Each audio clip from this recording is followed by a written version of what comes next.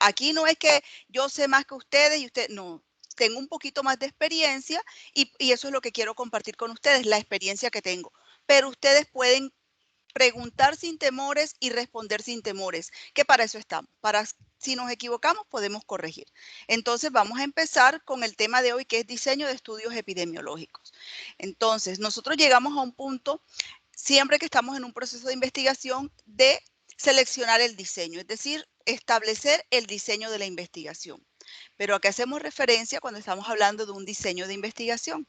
Estamos hablando entonces del plan o la estrategia que establecemos nosotros como investigadores para obtener la información deseada. Es decir, ¿cómo lo voy a hacer?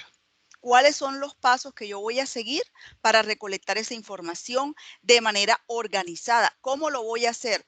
Y va a responder a la necesidad que yo tenga. Es decir, aquí cuando yo selecciono el diseño metodológico, yo tengo que tener en cuenta cuál es mi objetivo fundamental. Y de acuerdo al objetivo, yo voy a escoger el tipo de estudio que es apropiado para lo que yo quiero realizar.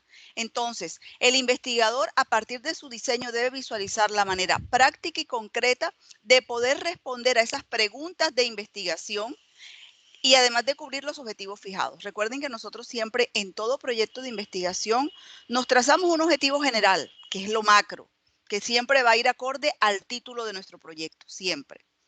Y desde ese objetivo general hay unos objetivos específicos que son como las partes que nos van a permitir obtener al final ese gran objetivo general. Esos objetivos específicos, ¿dónde los visibilizo yo? Cuando yo operacionalizo mis variables. Siempre que hago la operacionalización de las variables, allí cada objetivo específico debe estar descrito en cuáles son las variables que voy a medir. Pero luego, ¿cómo lo hago? Entonces, allí es donde yo escojo el tipo de investigación que ya lo he debido tener previamente identificado, porque una vez yo identifico lo que quiero hacer, debo determinar cómo lo voy a hacer. ¿Cuál es el propósito de este diseño de investigación? Poder responder las preguntas de investigación, poder cumplir los objetivos del estudio y poder someter las hipótesis a prueba. ¿Cómo lo hago? Entonces aquí es donde entramos a los diferentes tipos de estudios epidemiológicos. Tenemos que los estudios epidemiológicos pueden ser estudios experimentales y estudios no experimentales. Dentro de los experimentales, ¿cuáles tenemos? El ensayo clínico, el ensayo de campo y el ensayo de intervención comunitaria. Esos son experimentales. Y dentro de los no experimentales vamos a tener los estudios ecológicos, estudios de corte transversal, casos y controles y estudios de cohorte. Estos mismos estudios experimentales y no experimentales también los podemos clasificar de acuerdo al tipo de análisis que hagamos. Entonces pueden ser descriptivos o pueden ser analíticos. ¿Cuándo son descriptivos? Cuando hacemos eso, describir la situación de salud, describir la condición de enfermedad, describir ese estado que queremos o que estamos investigando. Estos estudios descriptivos se van a su vez a dividir en estudios poblacionales, como son los estudios ecológicos. Miren que son los mismos que están descritos arriba, solo que ahora los estoy dividiendo de acuerdo al análisis que haga, si es solamente descriptivo o si hago un análisis mayor, un estudio analítico. En poblaciones, ¿cuáles son? Los ecológicos. En individuos, ¿cuáles son? Los transversales y las series de casos. Ahora, dentro de los analíticos, también vamos a tener una división que son los observacionales y los de intervención. Los observacionales, ¿cuáles son? Casos y controles y cohorte. Fíjense que hasta aquí todos los que hemos dado, a los que hemos visto son no experimentales. Y dentro de los analíticos de intervención son todos los estudios que corresponden a experimentos, es decir, el ensayo clínico, los ensayos de campo y los ensayos de intervención comunitaria. Pero entonces vamos a hablar ahora de cada uno de ellos, es decir, cuándo es un estudio experimental y cuándo es un estudio no experimental y cómo se hace. Entonces vamos a iniciar con las generalidades de los estudios experimentales.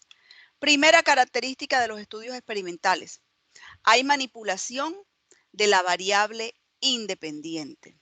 Entonces vamos a poner aquí un ejemplo porque quiero que ustedes comiencen a interactuar, pueden abrir sus micrófonos y vamos a ir dialogando. Entonces, si ustedes bien recuerdan, siempre voy a tener, las variables se van a clasificar en variables de acuerdo a cómo se relacionen unas con otras. Voy a tener variables independientes y variables dependientes. La variable independiente también se conoce como causa. Y esa variable independiente es aquella que puede generar cambios en otras variables. Mientras que las variables dependientes son también conocidas con el nombre de variables de respuesta. Y son aquellas que simplemente se conocen con el nombre de efecto. Entonces, ya sé que independiente se conoce como causa y dependiente se conoce como efecto. Causa, efecto. Vamos a suponer que yo voy a hacer un estudio experimental en la unidad de acondicionamiento físico que todos ustedes conocen allá en la universidad. Tenemos nuestra unidad de acondicionamiento físico y yo quiero probar la eficacia del ejercicio físico sobre los niveles de colesterol en los estudiantes que acuden en la unidad. Entonces tengo dos variables, ¿verdad? El ejercicio y los niveles de colesterol. Cuando yo digo ejercicio y niveles de colesterol, ¿cuál es la variable independiente? ¿El ejercicio o los niveles de colesterol? ¿Quién me modifica a quién? ¿Será que el ejercicio me modifica los niveles de colesterol o será que los niveles de colesterol me modifican el tipo de ejercicio que yo pueda hacer? ¿Los escucho? ¿Cuál sería la variable independiente? ¿El ejercicio o los niveles de colesterol? El ejercicio. El ejercicio, El muy bien. ejercicio. Perfecto, muy bien. El ejercicio es quien me va a modificar, ¿verdad? Entonces yo espero que una vez realicemos el plan de ejercicio, los niveles de colesterol puedan disminuir. Yo voy a mirar si se disminuyeron, si se mantienen normales o si por el contrario se elevaron. Entonces, cuando yo digo que en los estudios experimentales hay manipulación de la variable independiente, ¿cómo creen ustedes que yo puedo manipular esa variable que es el ejercicio?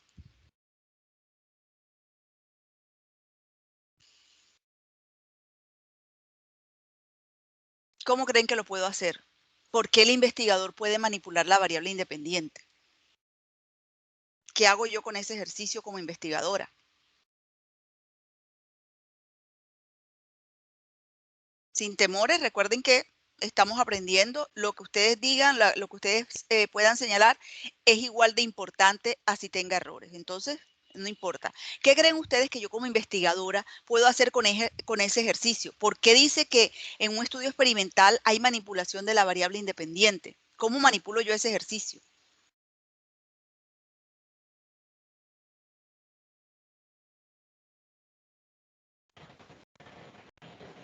Profe, se puede aplicar de diferentes, por ejemplo, a un grupo se le aplica el ejercicio por media hora al día, al otro grupo se le aplica por 45 minutos o una hora. Se pueden manipular las diferentes variables. Muy bien, Alejandra. Yo vengo y tengo el ejercicio. Yo como investigadora soy quien determino qué tipo de ejercicio hace ese paciente, cuándo lo hace, con qué intensidad, con qué frecuencia, duración. Eso es manipular la variable independiente. Yo como investigador determino las condiciones bajo las cuales ese ejercicio se va a realizar. Por eso decimos hay manipulación de la variable independiente. ¿Y la manipula quién? El investigador. Observación controlada del efecto. Claro, ¿por qué? Porque en un estudio experimental yo tengo que ir controlando el efecto que se me va, que esa variable me va produciendo. Entonces yo voy a controlar qué tanto ese ejercicio me va modificando a los que les estoy haciendo ese tipo de ejercicio y a los que no les estoy haciendo ejercicio también los voy a ir controlando. Cómo van modificando ese nivel de colesterol, cómo va variando. Entonces yo el efecto también lo voy controlando en todos los individuos que participen en la investigación. Limitado a exposiciones potencialmente benéficas, preventivas de una enfermedad o de las consecuencias de una enfermedad. Entonces, siempre que yo voy a hacer un experimento, lo voy a hacer porque considero que eso que yo estoy aplicando va a favorecer a ese grupo de pacientes, va a favorecer a esas personas que están recibiendo esa intervención o ese tratamiento. ¿Qué pasa, por ejemplo, si yo quisiera saber si el cigarrillo produce cáncer de pulmón? Y yo vengo y le digo, bueno, Alejandra, usted se me va a fumar 10 paquetes de cigarrillo, Dayani se me fuma 20, Jesús se me fuma 30 y Dina se me fuma 40 paquetes para ver a quién le da cáncer. ¿Será que yo puedo hacer eso? No. ¿Por qué no lo puedo hacer? En ese caso no estaríamos buscando el beneficio de los participantes, estaría buscar personas que ya están fumando y en su propia decisión, o sea, tomar la decisión de fumar en algún momento o de empezar a fumar. No podríamos Muy obligar bien. a alguien a empezar a fumar por el experimento. Yo no le voy a producir o no voy a exponer a esas personas a un factor que les va a llevar a un efecto que es nocivo o dañino para su salud. Entonces yo busco otros mecanismos para hacerlo. Siempre que estoy haciendo un experimento limitado a exposiciones potencialmente benéficas, es decir, se espera que beneficien a la población que está formando parte de esta investigación. El investigador es quien determina la exposición, yo soy quien define quiénes van a hacer este ejercicio, quiénes van a hacer este otro, en qué momento lo van a hacer, bajo qué condiciones se va a hacer. Y evalúan la eficacia de diferentes tipos de terapia. Entonces, cuando nosotros escuchamos el término eficacia, siempre me estoy refiriendo a un estudio experimental. Yo no puedo, por ejemplo, evaluar eficacia a través de un estudio no experimental o a través de un estudio de corte transversal. ¿Por qué? Porque la eficacia solo la evalúo con un experimento. Para yo probar que alguna intervención es eficaz, debo hacer un experimento. No puedo hacerlo con un estudio de corte transversal en donde yo mido causa-efecto simultáneamente. Entonces, ojo con esto porque también vamos a encontrar en la literatura científica eficacia del ultrasonido para el manejo del dolor. Listo, eficacia. Yo sé que eficacia me transporta a un estudio experimental. Tipo de estudio, estudio descriptivo de corte transversal. Ya, ahí hay una contradicción. Eso no está bien. ¿Por qué? Porque yo solamente para decir que es eficaz, tengo que hacerlo con un experimento. Yo puedo sí determinar los efectos del ultrasonido sobre el dolor a través de un estudio de prevalencia donde yo puedo decir que es posible, posiblemente sí, a partir de los resultados, pero no los puedo afirmar, porque los estudios transversales son generadores de hipótesis, mas no me permiten comprobar esas hipótesis. Entonces, comprobar la hipótesis requiere un tipo de estudio superior, un tipo de estudio de un alto nivel, como es el estudio experimental, y permite un mejor control de los potenciales sesgos. En toda investigación vamos a encontrar sesgos, es decir, eso es inherente al proceso investigativo, pero de acuerdo al tipo de investigación que escojamos, va a haber un mayor control de sesgos o va a haber una mayor probabilidad de sesgos. Como estos estudios experimentales son tan rigurosos, me va a permitir tener un control de esos potenciales sesgos que se presentan normalmente en los estudios de investigación. Entonces, dentro de los estudios experimentales tenemos el ensayo clínico controlado, ¿verdad? Que les presenté ahorita que eran 3 tipos de estudios experimentales.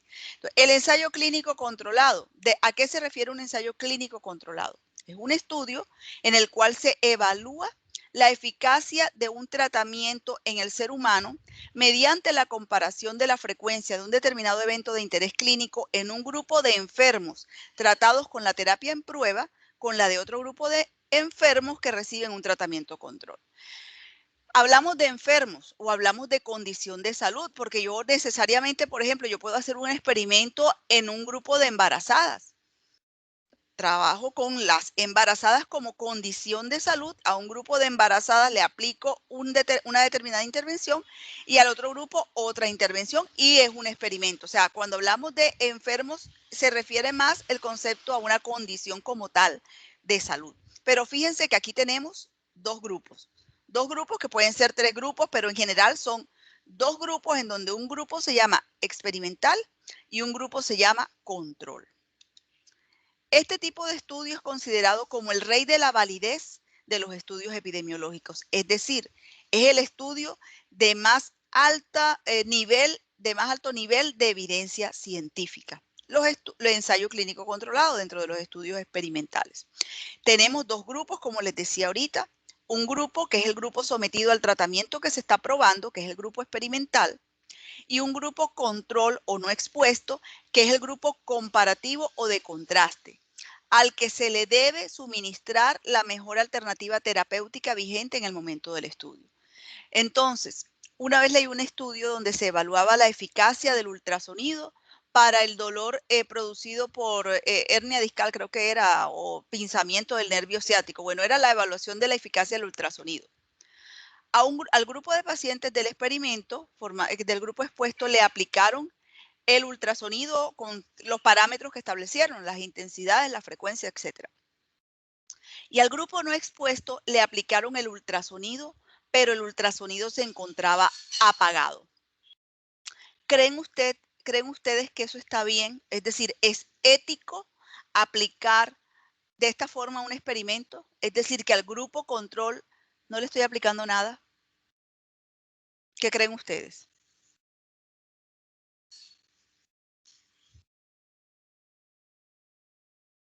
Jóvenes sin temores. Yo estaría en contra de eso porque es una forma de engañar al paciente que está participando en el experimento. O sea, lograríamos algo así como, bueno, estiramientos que sean benéficos para la salud en general del paciente. No sé, algo parecido a eso. Ok, muy bien. ¿Alguien más? Carolina, ¿tú ibas a decir algo?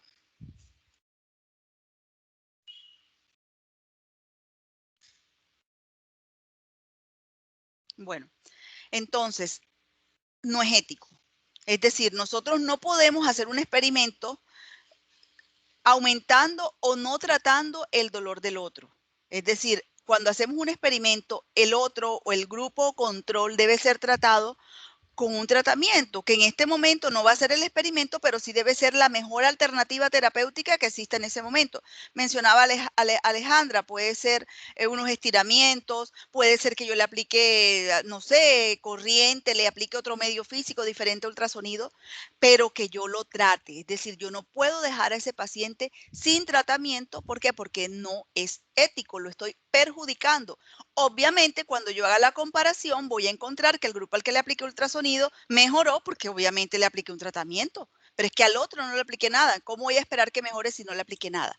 Al otro grupo, que es el grupo control, le debo aplicar la mejor intervención que en ese momento exista para esa patología en ese momento de la investigación.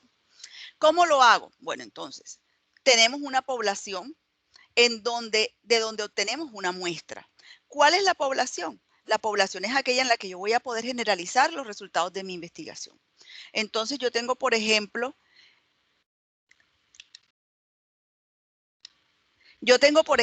vamos a trabajar con pacientes que tienen artritis reumatoidea. ¿Quién es mi población? Todos los pacientes que tengan artritis reumatoidea. Voy a probar un nuevo ejercicio combinado con un nuevo medicamento. Listo. Ejercicio más un medicamento. De esa población de pacientes que tienen artritis, yo vengo y saco una muestra. ¿Qué tienen en común esta muestra? ¿Qué tienen todos? Artritis. Todos tienen artritis reumatoidea. Muy bien. Todos tienen artritis. Ahora, ¿cómo hago yo para escoger quién va al grupo experimental y quién va al grupo control? ¿Qué han escuchado ustedes cómo se debe hacer en un experimento? De forma aleatoria. Pero si no estoy mal, se dice ciega, o sea, que la persona que está llevando todo el experimento no sepa, bueno, depende. Muy bien. Depende de cómo se lleve a cabo el experimento. Muy bien. Entonces, se debe hacer de manera aleatoria. Es decir, que es el azar quien se encarga de definir quién va al grupo experimental y quién va al grupo control. ¿Qué pasa si yo soy la fisioterapeuta que atiende a mis pacientes que tienen artritis reumatoidea, que son todos ustedes? Entonces yo sé, por ejemplo, que Alejandra es juiciosa y viene todos los días, se toma sus medicamentos oportunamente, hace todos sus ejercicios. Tengo a Dayanis, que Dayanis a veces sí, a veces no. Tengo a Dina, que Dina se me pierde y me aparece al mes. Tengo a Carolina, que Carolina también es juiciosa, viene todos los días, hace sus ejercicios, toma sus medicamentos. ¿Qué pasa si yo escojo a dedo quién va para el grupo experimental y quién va para el grupo control? ¿A quiénes creen ustedes que yo voy a meter en el grupo experimental? ¿Será que meto a Alejandra en el grupo experimental o en el grupo control? ¿Qué creen ustedes?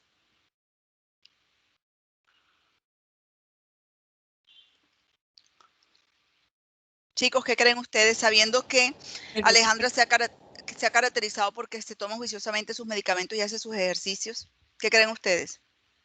¿Qué dices tú, Joana? En el grupo control, profe. ¿La meto en el control o la meto en el experimental? Si yo puedo escoger, escojo a las personas que están aplicando mejor lo que quiero comprobar.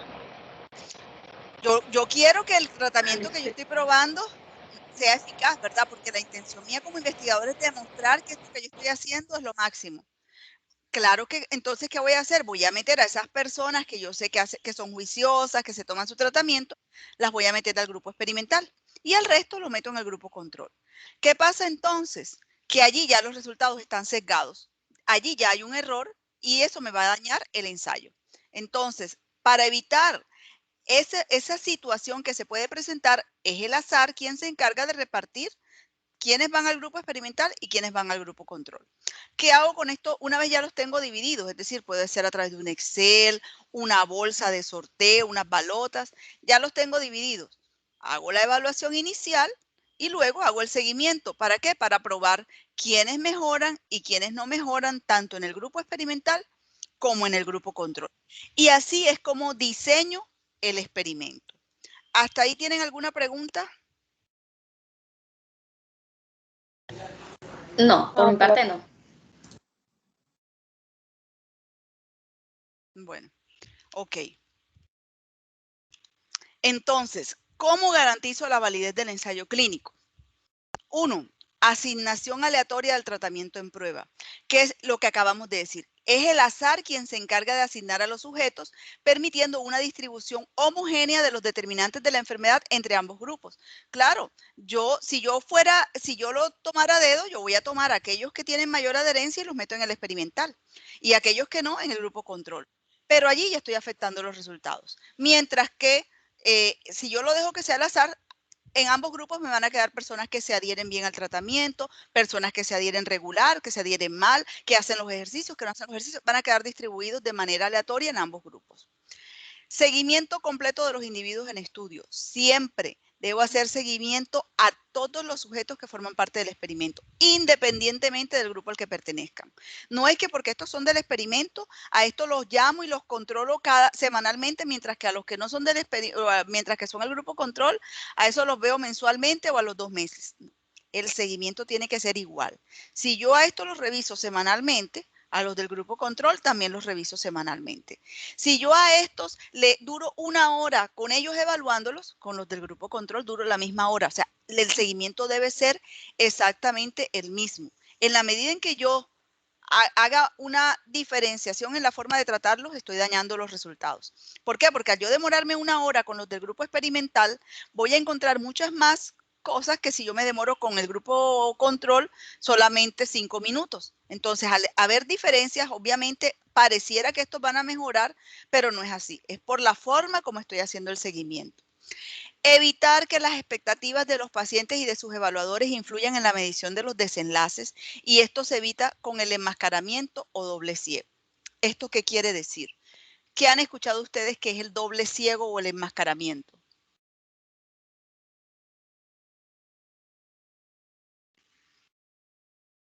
¿Quién recuerda algo? Es lo que estaba intentando explicar ahorita cuando estaba diciendo lo de aleatorio, que decía que está llevando a cabo el experimento no sabe cuál grupo es al que se le está, digamos, en un experimento con un medicamento.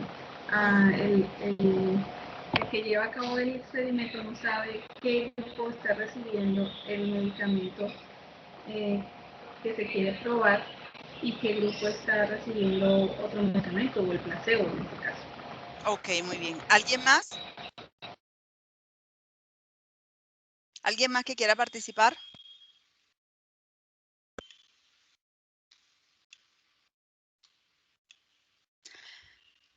Bueno, en toda investigación, el paciente sabe que está formando parte de una investigación. ¿Por qué? Porque él debe firmar el consentimiento informado. ¿verdad? Él sabe que está formando parte de una investigación, pero él no tiene que saber ni que son dos grupos, ni que hay un grupo que le van a aplicar esto y que hay otro que le van a aplicar. No, él solamente firma su consentimiento informado y ya. ¿Qué pasa, por ejemplo, si Ana María, yo vengo y le digo, Ana María, usted va a recibir este medicamento para la artritis reumatoidea que fue desarrollado por los investigadores más grandes de los Estados Unidos, científicos de todo el mundo le apostaron a esta última tecnología farmacológica para disminuir el dolor? Se lo doy a Ana María, eso mismo le digo a Carolina y eso mismo le digo a Dayanis y a Dina.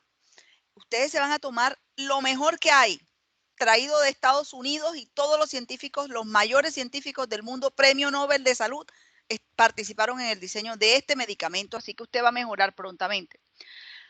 Pero vengo y a Diana, a Jesús y a José Alejandro, les digo que a ustedes les voy a dar acetaminofén. El mismo acetaminofén de siempre, porque a ustedes les tocó acetaminofén, pues les tocó este. ¿Cómo creen ustedes que se va a sentir Diana cuando yo le pregunte, Diana, cuéntame, ¿cómo te has sentido tomando acetaminofén? ¿Se mejoraron tus dolores? ¿Qué creen ustedes que me va a decir Diana? Yo creo que no, profe. Que no, ¿verdad? Seguramente me va a decir, yo me siento lo mismo. ¿Qué creen que me va a decir Ana María cuando yo le pregunte, ¿cómo te has sentido, Ana María, con este medicamento que llegó último de los Estados Unidos? Que se siente bien y que ha mejorado. Ya no tengo dolores. O que ya no tiene nada. Ya, mejoré, fantástico, esto ha sido lo mejor que me ha podido pasar. Para evitar eso, porque eso puede ser resultado no del mismo medicamento, sino del conocimiento que tiene la persona de que lo que le están aplicando es la última tecnología o de que se está tomando lo mismo de siempre. Entonces, para evitar eso, es que el paciente o las personas no tienen que saber qué tratamiento están recibiendo. Ellos saben que están tratando su enfermedad, que están tratando su condición y que para eso se están aplicando unos medicamentos, unos ejercicios, pero no tienen que saber a qué grupo pertenecía cada uno o a qué grupo ellos pertenecen. Ahora, ¿quién evalúa al paciente? Entonces yo soy la que voy a evaluar a mis pacientes con artritis reumatoidea, les voy a evaluar rango de movimiento, dolor. ¿Qué pasa si yo sé a qué grupo pertenece cada uno? Es posible que intente encontrar el más mínimo avance en los del experimento. ¿Por qué? Porque eso es lo que yo quiero, ese es mi interés o ese es el interés que tenemos el grupo de investigadores. Entonces yo como evaluadora, la persona que está evaluando, no tiene que saber a qué grupo pertenece, simplemente, bueno, usted hoy va a evaluar estos 10 pacientes. Allí en esos 10 pacientes hay de ambos grupos. El evaluador evalúa y listo. Pasa los datos y quien sistematiza tiene esos pacientes codificados y allá es donde se va a meter la información. Entonces, a eso es a lo que hace referencia el enmascaramiento, con el fin de evitar que las expectativas tanto de los usuarios como de los profesionales que atienden o los investigadores puedan afectar los resultados. Y brindar igual la atención médica fuera de la terapia en estudio a los grupos de ensayo. Es decir, si yo a este grupo le doy el transporte, a este también le doy el transporte. Si a estos me demoro 1 hora con ellos, con estos también me demoro 1 hora. O sea, los voy a tratar igualitos a ambos grupos, ya, igualitos. Si a estos les doy merienda, a estos también les doy merienda. El tratamiento tiene que ser igual. Desventajas, obviamente son estudios muy costosos, son estudios de larga duración que requieren una muestra numerosa porque para poder probar la eficacia de una determinada intervención voy a necesitar una muestra que me pueda permitir evidenciar las diferentes características que se presentan en la población general. Por tanto, hay una muestra que se requiere que sea numerosa. Limitaciones de carácter ético, porque puede que un grupo de pacientes se beneficie más que otro con relación al tratamiento que estoy desarrollando. O puede que por el contrario, que lo que se pensaba que iba a ser, que iba a producir una mejoría, no ha producido ninguna mejoría y los pacientes se van deteriorando. Entonces, hay unas limitaciones de carácter ético relacionadas con eso. Y la falta de adherencia a la terapia. Es decir, que el paciente no vaya, que el paciente no se tome los medicamentos, no haga los ejercicios como se le ha dicho. Y es una desventaja que también se va a presentar y que puede limitar también los resultados del estudio. ¿Alguna pregunta hasta allí, chicas? Chicos, perdón. Profe, con referencia a cuando usted mencionó que es de larga duración acerca de este tipo de ensayo, ¿qué tiempo se estima para culminar una? Depende de lo que tú quieras mostrar. ¿Por qué? Porque, por ejemplo, si tú fueses a hacer un experimento de un medicamento, lleva mucho tiempo. ¿Por qué? Porque un medicamento necesita que se pruebe no solamente si produce beneficios, sino además los efectos adversos que puede producir. Hay otros que de pronto pueden llevar menos tiempo y que tú puedes ir presentando avances. En un año, por lo menos, tú quieres probar algún tipo de ejercicio o algún tipo de efectos, por ejemplo, con un medio físico. Tú vas haciendo los cortes y vas mostrando resultados, por ejemplo, a las 10 sesiones, a las 20 sesiones, al cabo de un año, cómo ha mejorado, qué ha pasado a los 2 años. Entonces, dependiendo de la intervención que estés realizando, así va a depender la duración. Cuando son estudios, por ejemplo, farmacológicos, de tratamientos que pueden provocar algún tipo de efecto adverso, requieren mucho más tiempo. Bueno, ¿otra pregunta? Profe, una pregunta, si en caso a los que les voy a realizar el experimento, si se llegan, bueno, 5 personas se retiran del experimento, ¿eso me dañaría a mí el ensayo o lo que estoy realizando? Bueno, ¿qué pasa allí? Que cuando nosotros sacamos el tamaño de la muestra, siempre dejamos un margen de error. Es decir, dentro de la muestra que yo tomo, yo le sumo el margen de error. Entonces yo le puedo sumar el 10% de error. ¿Qué quiere decir ese 10%? Que incremento la muestra por si se me pierde el 10%, no me altere los resultados, porque para eso incrementé el tamaño de la muestra. Entonces, eso se puede corregir. Cuando las personas van desertando, ¿lo corrijo cómo? Al momento de tomar la muestra, la incremento. Coloco margen de error del 10, del 20 y con eso incremento el tamaño de la muestra para evitar el error que se produce por la falta de adherencia de los pacientes. Ah, ok, profe, gracias. Ok, ¿alguna otra pregunta? Bueno, entonces vamos a continuar con los ensayos de campo. Los ensayos de campo estiman la eficacia, pero de acciones promocionales o preventivas. En el ensayo clínico estoy trabajando o estoy probando eficacias de tratamiento. Acá, más de tratamiento, son acciones promocionales o preventivas, en donde los sujetos son población sana, pero en riesgo de sufrir un evento. Es decir, vamos a situarnos. No voy a trabajar con personas que tienen una condición, sino con personas que pueden tener cierto riesgo. Contribuyen en la toma de decisiones de salud pública y logísticamente pueden resultar muy complejos y costosos. Entonces, ¿cuándo hago yo un ensayo de campo? ¿Para probar qué? ¿Qué se les ocurre? ¿La eficacia de qué? Acciones promocionales o preventivas que se aplican en sujetos sanos, que me ayudan a tomar decisiones de salud pública. ¿Cuál es la más frecuente que ustedes pueden ver en el medio? Cuando probamos la eficacia de qué.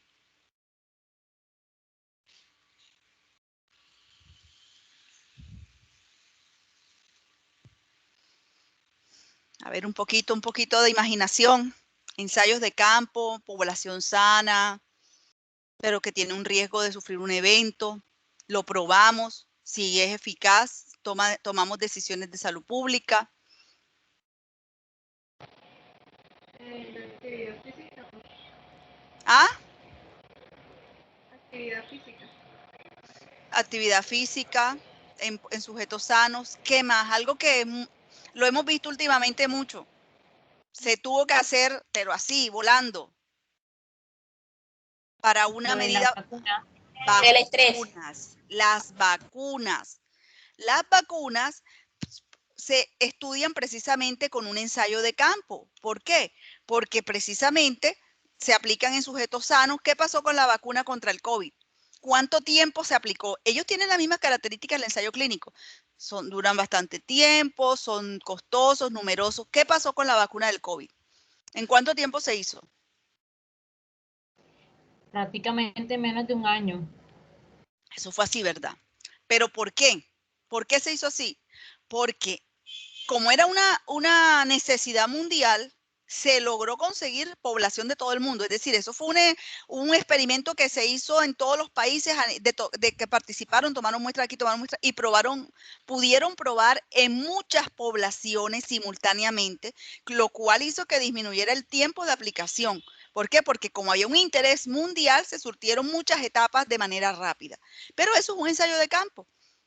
Eso, las vacunas. Entonces se estiman la eficacia de acciones promocionales o preventivas, se aplica en personas sanas, pero con riesgo de sufrir el evento, y luego se toma la decisión de salud pública. ¿Qué decisión se toma? Ah, bueno, listo, se aplica la vacuna a los mayores de 16 años, que es donde se ha probado la eficacia. Ahora mismo se están probando otras vacunas para los menores de edad. Entonces, eso es un ensayo de campo. Nosotros desde fisioterapia, claro que también podemos hacer ensayos de campo, como decía su compañera. Una actividad, por lo menos actividad física para prevenir X enfermedad. Actividad física para prevenir los efectos de la hipertensión. O sea, podemos hacer muchas acciones o ensayos de campo que lo aplicamos en población sana, pero en riesgo de sufrir un evento. Y los ensayos de intervención comunitaria. Estos ensayos también son análogos al ensayo de campo, pero son utilizados para exposiciones que no se pueden exponer individualmente. Es decir, la unidad de observación son grupos poblacionales elegidos por área geográfica.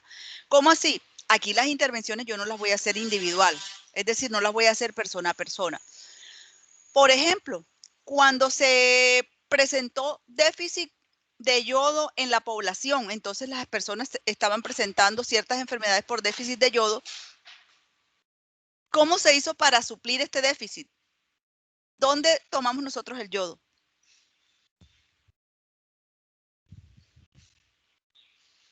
¿Dónde adquirimos nosotros el yodo que necesitamos para nuestra dieta?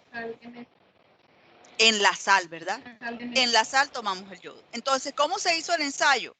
¿Cómo se probó? Bueno, lo que se hizo fue que el yodo no se iba a ir aplicando persona a persona, sino que se le aplicó algo que la gente consume. Se aplicó a la sal. Con la sal llega el consumo de yodo a toda la población y listo. Así, eso es un ensayo de intervención comunitaria. Cuando no se puede intervenir al individuo, sino que se toman medidas para toda la comunidad. Por ejemplo, si se le aplica un aditivo al agua, si se le aplica algo que llegue, pero que llegue a la población general, porque resulta muy costoso hacerlo de manera individual. ¿Hasta allí hay alguna pregunta? No, pero Listo, vamos a seguir entonces con los estudios cuasi experimentales. Los cuasi experimentales son bastante utilizados, son estudios que ustedes pueden desarrollar dentro de su práctica investigativa, se utilizan con bastante frecuencia. Son estudios muy parecidos a los estudios experimentales, pero aquí existe una exposición, existe una respuesta y una hipótesis para contrastar, pero no hay aleatorización de los sujetos. Recuerden que ahorita cuando veíamos el ensayo clínico controlado, veíamos que esa era la característica fundamental, que había una aleatorización que nos permitía que todas las variables o los determinantes de la enfermedad se distribuyeran de manera homogénea entre ambos grupos. Acá no. Acá simplemente no hay aleatorización a los grupos o simplemente no existe grupo control. Entonces, comparte gran parte de las características de los experimentos, pero las comparaciones en las respuestas de los sujetos se hace entre grupos no equivalentes. ¿Cómo así? Vámonos nuevamente a la unidad de acondicionamiento físico. Ustedes eran usuarios de la unidad de acondicionamiento físico y allí van unos estudiantes que hacen ejercicio. Entonces vamos a situarnos allá en la unidad. La principal dificultad que se presentan en estos estudios es llegar a diferenciar los efectos específicos del tratamiento de aquellos inespecíficos que se derivan de la falta de comparabilidad de los grupos al inicio y durante el estudio. Vámonos a la unidad de acondicionamiento físico y tenemos un grupo de estudiantes que va allá. ¿Quiénes de ustedes, levanten la manito, iban al gimnasio? ¿Quiénes entrenaban allá? Durante toda su vida académica, el tiempo que estuvieron en la universidad. ¿Quiénes iban al gimnasio? Levanten la manito. Ay, chicos, no me digan que ustedes no hacían ejercicio. Sí, profe, pero no en el de la U. Ok, no en la unidad, muy bien. ¿Quiénes hacen actividad física en otro gimnasio? yo, profe. Ok, vayan levantándome la manito. Exacto. José, Ana María, Lady, Jesús, Joana.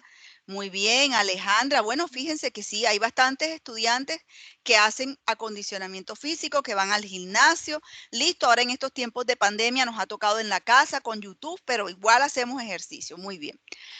Situémonos en la universidad. Entonces, tenemos un grupo de estudiantes que va a la unidad de acondicionamiento físico a hacer ejercicio. El resto de estudiantes que no va a la unidad, ¿qué hacen entre clase y clase? Ahí sí me pueden decir ustedes, porque ustedes los veían allá. ¿Qué hacen? Por lo general, ¿qué hacen cuando tienen el intermedio entre las clases? ¿Qué hacen los estudiantes comúnmente? Dormir, profe. Dormir o Dormir, jugar, juego de azar. vayámonos a la universidad. Estamos allá en la universidad. Ir a la ¿Qué hacen? cafetería. Ajá, van a la cafetería. ¿Y qué compran en la cafetería? Empanada. Café. Empanada, Empanada, el kipe, chuchería. la pizza. ¿Y le compran al señor de las arepas que pasa allá afuera? El jugo de corozo. Ajá. ¿Y qué más compran en la calle? Jugo de naranja. Ujú. Mango. ¿Cuánto frito haya? Los fritos, ¿verdad? Bueno, listo. Ahora los que van a hacer ejercicio, chicos. Ustedes los que levantaron la manito ahorita que van al gimnasio, ¿se cuidan la alimentación? Sí, profe. Sí, profe. Ok. ¿Qué tipo de alimentación, por ejemplo, Ana María, tú que consumes, cómo te cuidas tu alimentación? Pues mi alimentación es algo balanceado, Ajá. pero evito lo que son las harinas, las Ajá. grasas Ujú. y los embutidos. Ok, muy bien. Entonces, ustedes me dicen, sí me cuido la alimentación. Vamos a ver a alguien que no vaya al gimnasio. ¿Quiénes no van al gimnasio? Vamos a mirar acá abajo. A ver, Mario Guerrero. Mario, tú no vas al gimnasio, Mario, ni haces ejercicio. No, profe. Nada. Y cuéntame, Mario, ¿y te cuidas la alimentación? ¿O nada? Sí, ¿Comes? señora, con Sí te cuidas. alimentación, sí. Y cuéntame cómo comes, de qué manera te cuidas. Bueno, en cuanto a las comidas, poca grasa y pues balanceado, ensaladas, bastante proteína, poco arroz, Ok. ya que en la casa tenemos la posibilidad de poder tener diabetes, ya que mi papá tiene esa enfermedad. Ok, Entonces nos entonces cuidamos fíjate desde que, ahora todos. muy bien, fíjate que ahí hay una conciencia frente a un factor de riesgo que ustedes tienen como familia. Muy bien. Los demás chicos que no van al gimnasio, quiero saber si se cuidan la alimentación, quién sí se cuida o quién no se cuida. Definitivamente, de pronto pues, por la edad todavía no nos cuidamos, sino que nos gusta la pizza. ¿A quiénes les gusta la pizza, la hamburguesa, el perrito caliente? Yo voy al gimnasio, pero con la alimentación sí hay más o menos lucho con eso, porque como usted dice, la pizza y las comidas así es muy difícil dejarlas, aunque ya he ido poco a poco porque yo tengo problemas de colon, entonces pues ya ahí sí me toca como por obligación. Pero con respecto a los alimentos de la casa, o sea, sí, trato de comer de vez en cuando saludable, pero o sea, no es que coma, ¿cómo le digo? No es que coma así feo ni tampoco que trae, pero ahí trato más o menos.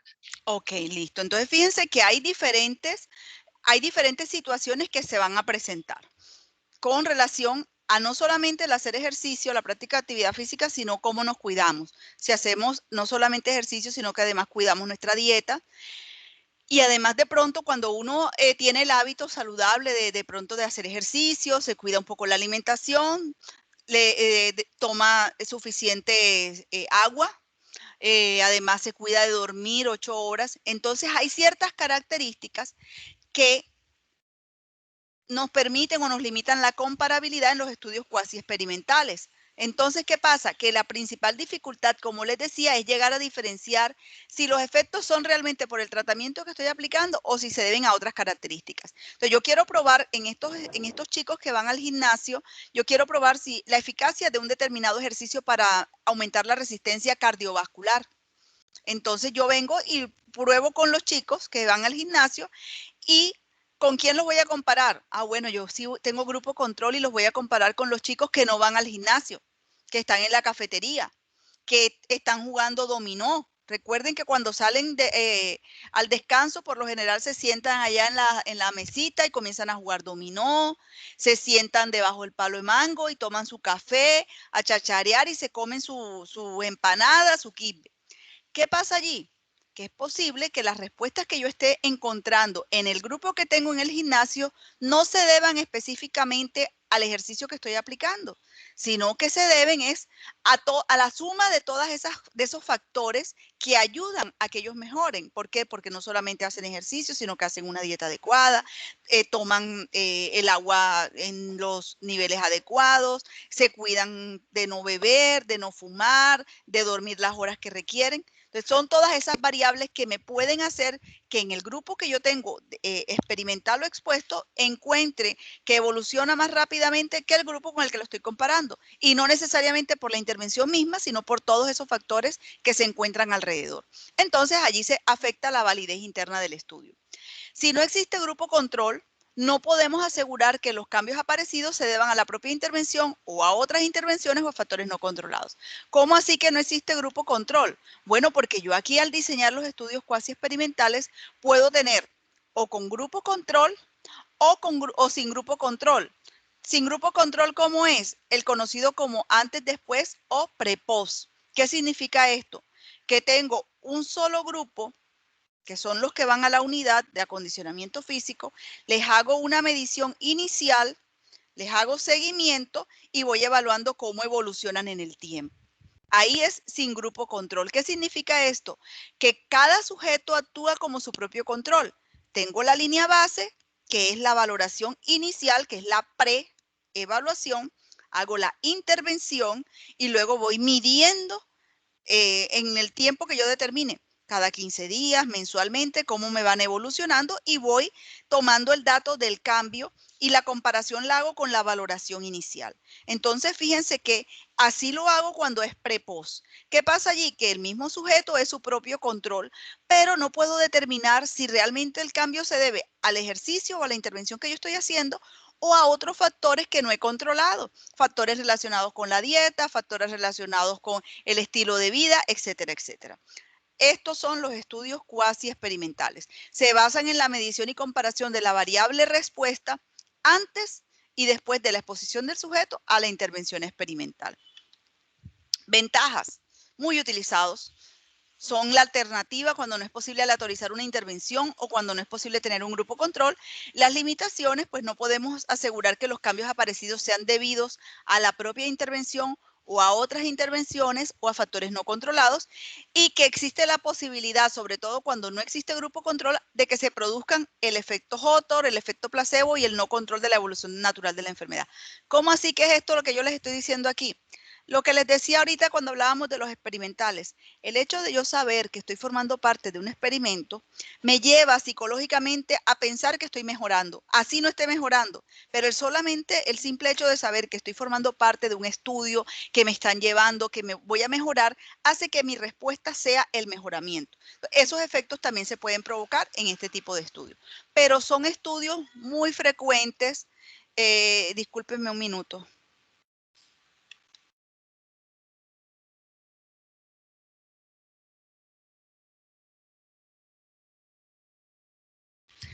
Pero son estudios que ustedes los pueden realizar, son estudios que son fáciles, son estudios económicos y que son susceptibles de que ustedes los puedan hacer. Que si ya usted quiere probar en un mayor nivel, bueno, ya usted cuando pueda, usted hace el experimento.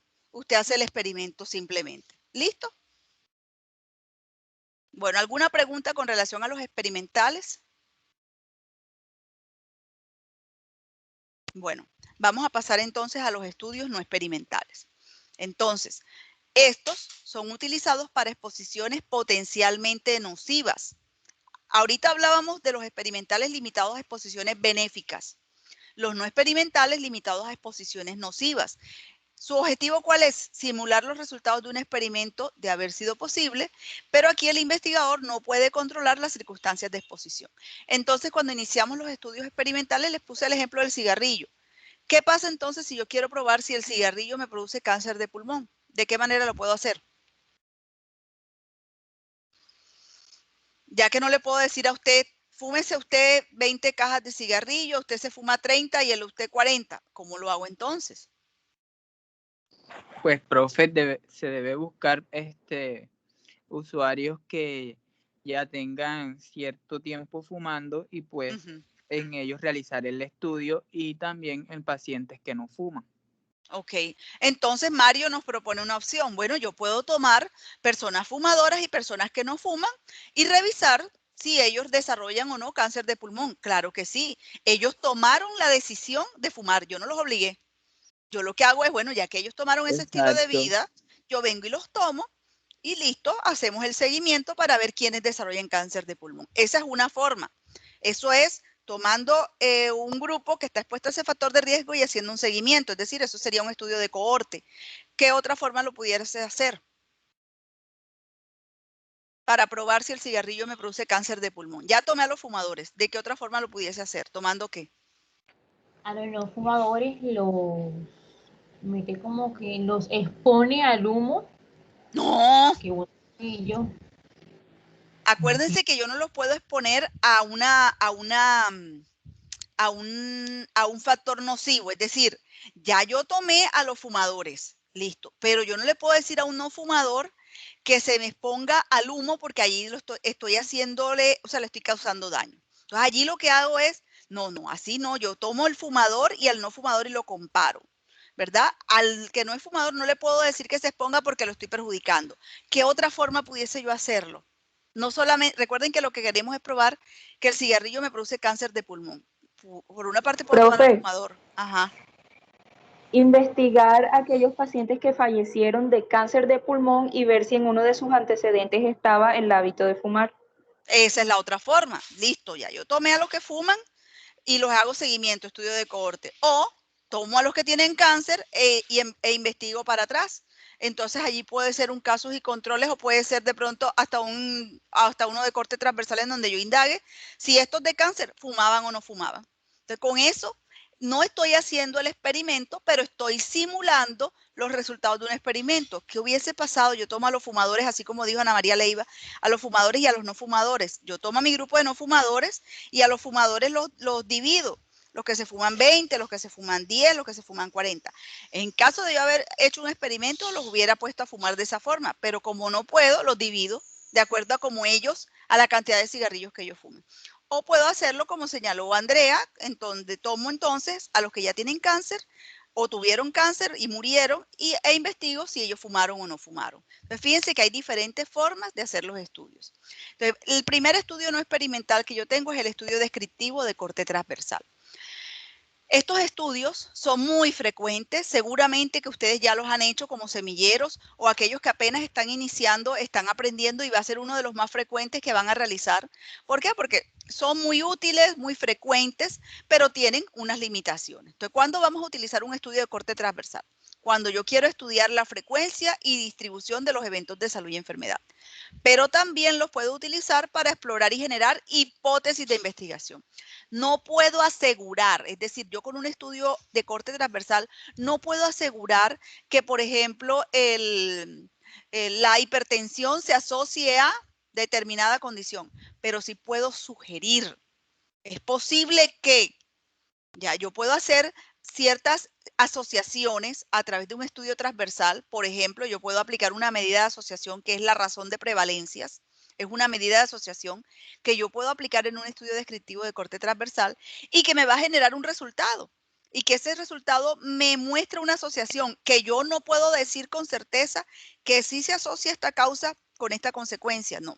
Pero sí puedo decir, es posible que, parece que, esta causa sí se asocia con esta consecuencia. Lo que no puedo hacer es asegurarlo, pero sí puedo generar hipótesis. ¿Cómo hago para comprobar esas hipótesis? Bueno, entonces ya paso de un descriptivo de corte transversal a un estudio de mayor evidencia científica. No permite cumplir el criterio de temporalidad. Cuando ustedes dieron epidemiología, ustedes dieron los criterios de causalidad. Y dentro de esos criterios de causalidad, uno de esos criterios es la temporalidad. Entonces les voy a recordar porque ese concepto siempre se les olvida y temporalidad hace referencia a que se pueda comprobar que primero fue la causa y después fue el efecto. Como aquí en los estudios de corte transversal, yo mido causa y efecto simultáneamente, ¿qué pasa? No voy a poder cumplir con el criterio de temporalidad. O sea, no puedo asegurar que primero fue la causa y después fue el efecto. No lo puedo asegurar con un estudio de corte transversal. Utilizados para enfermedades de larga duración. Los estudios de corte transversal también son llamados estudios de prevalencia. Y cuando yo utilizo las medidas de prevalencia, siempre las voy a utilizar en enfermedades de larga duración. ¿Por qué debo utilizar las medidas de prevalencia en enfermedades de larga duración? Porque si yo las utilizo en enfermedades de corta duración, es posible que esa prevalencia me salga disminuida. En que pase la ambulancia. Entonces, si yo mido, por ejemplo, la prevalencia de la infección por virus de influenza en Barranquilla, posiblemente me salga disminuida. ¿Por qué? Porque la persona, ¿cuánto tiempo dura con el virus? Puede durar 7, 8 días y listo. Prevalencia de intoxicaciones, me sale disminuida. No porque la gente no se intoxique, sino porque se cura rápidamente. Y como yo en un estudio de corte transversal tomo una foto, porque eso es un estudio de corte transversal, hago una medición en un momento determinado, tomé la foto. Quien estaba el día de la foto, sale en la foto. El que no estaba, no salió. Pero no quiere decir que la prevalencia realmente, o sea, o que la condición no sea importante. Es posible que las intoxicaciones sean importantes, pero como las medí con un estudio de corte transversal que se utiliza para enfermedades de larga duración, no la detecté. ¿Por qué? Porque ya se curó el paciente o se murió o le pasó algo y no la detecté en el momento que tomé la foto. Mientras que si yo tomo la foto en enfermedades de larga duración, es posible que muchos me van a aparecer allí. Es posible que los casos no se me pierdan. ¿Por qué? Porque como dura bastante tiempo, el día que tomo la foto están ahí presentes. Entonces, siempre los estudios de corte transversal deben ser utilizados para enfermedades de larga duración. No los debo utilizar para enfermedades de corta duración porque los resultados me van a aparecer alterados y pareciese que la enfermedad o la condición de salud no tiene mucho impacto cuando no es así. Son fáciles, son rápidos, son económicos. La población base de estudio pues utilizan siempre una muestra porque por lo general pues se hacen en diferentes poblaciones y no podemos trabajar con población total, sino que de esa población tomamos una muestra. ¿Qué características debe tener esa muestra? Debe reflejar las características de la población base del estudio. ¿Esto qué quiere decir?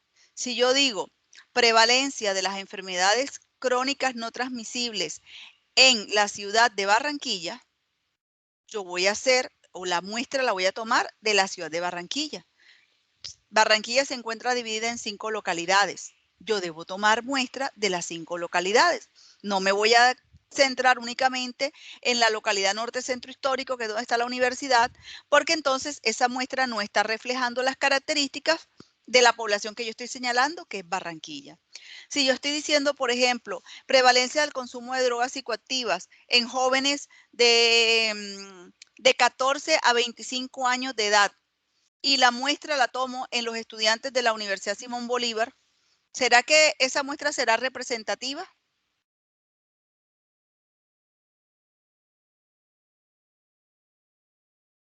Consumo de drogas psicoactivas en jóvenes de 14 a 25 años de edad de Barranquilla. La muestra la tomo en la Universidad Simón Bolívar, los estudiantes.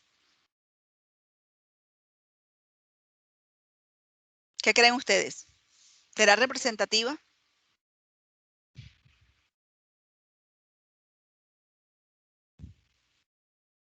Hola. Yo pienso que no, doctora. No. ¿Por qué no, Jesús? Yo dije de 14 a 25 años de edad de la ciudad de Barranquilla y estoy tomando únicamente los jóvenes de la Universidad Simón Bolívar. ¿Por qué no es representativa? Porque hay más universidades. Hay más universidades, hay más colegios y las tengo que tomar en toda Barranquilla. Entonces, fíjense que la muestra, o sea, la muestra yo la debo definir teniendo como referencia lo que yo estoy señalando en mi título. ¿Dónde voy a hacer el estudio? ¿En qué población la voy a hacer? Si yo digo prevalencia de consumo de drogas psicoactivas en la Universidad Simón Bolívar, perfecto. La muestra la tomo de la Universidad Simón Bolívar. Pero ¿qué pasa si yo digo prevalencia del consumo de drogas psicoactivas en la Universidad Simón Bolívar y la muestra son solamente los estudiantes de fisioterapia? ¿Qué creen ustedes? ¿Está bien o está mal? Hay seco, doctora. Sesgo, ¿por qué? Porque yo dije en la Universidad Simón Bolívar, yo no dije en el programa de fisioterapia, en la Universidad Simón Bolívar. Y si yo digo en la Universidad Simón Bolívar, significa que yo voy a tomar la muestra, debe estar constituida por estudiantes de pregrado de todas las facultades y estudiantes de posgrado de todas las facultades, para poder ser representativa de la Universidad Simón Bolívar. Entonces, fíjense que a eso es a lo que nos referimos cuando decimos que la muestra debe reflejar las características de la población base del estudio. ¿Son susceptibles de presentar sesgos? Claro que sí. Como todos los estudios, estos están más propensos de presentar sesgos. ¿Por qué? Porque yo estoy midiendo variable dependiente e independiente de manera simultánea. Sesgo de duración, sesgo de selección, sesgo de cortesía, sesgo de información, sesgo de memoria. Sesgo de duración. ¿A qué hace referencia este sesgo? Lo que hablábamos ahorita. Cuando yo mido a través de un estudio de corte transversal la prevalencia de una enfermedad de corta duración, me va a parecer que la prevalencia está disminuida o que es una enfermedad o una condición de salud que tiene un bajo impacto sobre la población, no necesariamente porque tenga un bajo impacto, sino ¿por qué? Porque la duración de esa enfermedad me permite que yo no la capture, que yo no la capte en el momento en que estoy tomando el dato. Y por eso se me presenta el sesgo de duración, porque la enfermedad, como dura poco, no es captada en el momento en que estoy haciendo la evaluación. Sesgo de selección. Aquí me gusta colocar siempre un ejemplo que lo utilizo mucho y es, por ejemplo, yo quiero estudiar la prevalencia de las enfermedades de transmisión sexual en las mujeres de Barranquilla. Y yo escojo la muestra de todos los conventos que hay en Barranquilla. ¿Cómo me va a dar, cómo se espera que me dé esa prevalencia? Cero. Se me va a presentar disminuida, ¿verdad? ¿Por qué me va a dar una prevalencia disminuida? ¿Será que esa prevalencia va a reflejar las características reales de la población que estoy estudiando?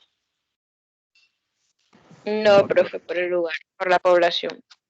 Ahí me equivoqué al momento de escoger la población, porque me fui a los lugares en donde se supone que las mujeres no tienen relaciones, por tanto la prevalencia me va a salir disminuida. Me voy al otro extremo, prevalencia de enfermedades de transmisión sexual en las mujeres de Barranquilla. Pero ahora me voy a tomar la muestra de todas las mujeres que son trabajadoras sexuales que están en la carrera 38 y en la calle 70 en Barranquilla. ¿Cómo me podría salir esa prevalencia? Alta. Posiblemente me salga elevada. ¿Está reflejando la realidad de Barranquilla? No. No la está reflejando. ¿Por qué? Porque también me equivoqué al tomar la muestra. Vamos a estudiar prevalencia de las alteraciones motoras en los niños de Barranquilla. Y me voy, los niños los tomo de el centro Secamilo, me voy a varios centros de rehabilitación y allí tomo los niños que acuden a esos centros. ¿Cómo me va a salir la prevalencia de las alteraciones motoras en Barranquilla si me voy a esos centros? Elevada. Elevada, ¿verdad? Entonces, fíjense que yo al momento de tomar la población no la debo tomar porque tengan o no tengan la condición, porque si yo la tomo de esa forma, los resultados me van a salir sesgados. Yo no puedo decir prevalencia de las alteraciones motoras en Barranquilla y me voy a Secamilo. Claro, me van a salir que hay una alta prevalencia porque te fuiste al lugar donde están los niños que tienen retardo motor. Te tienes que buscar, si estás diciendo alteraciones motoras en los niños de Barranquilla, vete a donde están los niños de Barranquilla. ¿A dónde? Lugares más comunes, el colegio, los hogares infantiles, etcétera, etcétera. Y allí es donde tú vas a tomar tu muestra. No la vas a tomar en donde tú esperas que haya. ¿Por qué? Porque te va a salir alterado el resultado. Entonces, ojo que es importante conocer los sesgos para evitar que estos sesgos, o sea, para poderlos minimizar en el momento en que nosotros estamos realizando la investigación. Sesgo de cortesía. Bueno, vamos a hacer un ejercicio con ustedes. ¿Qué pasa cuando ustedes van al médico porque se sintieron mal? Y el médico les manda que se tomen el medicamento, estas pastillas por 15 días, se me aplica las inyecciones estas por 7 días y se me toma estas otras por 10 días. ¿Cuánto tiempo se toman el medicamento?